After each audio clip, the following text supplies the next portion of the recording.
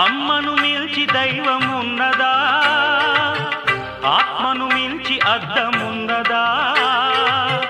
అమ్మను మిల్చి దైవమున్నదా, ఆత్మను మిల్చి అద్దమున్నదా? జగమే పలికే శాశ్వత సత్యమిది, అందరినీ కనే శక్తి అమ్మ ఒక్కతే. అవతార పురుషుడైనావో అమ్మకు కొడుకే, అందరినీ కనే శక్తి అమ్మ ఒక్కతే. అవతార పురుషుడైనావో అమ్మకు కొడుకే. అమ్మను మిల్చి దైవమున్నదా, ఆత్మను మిల్చి అద్దమున్నదా?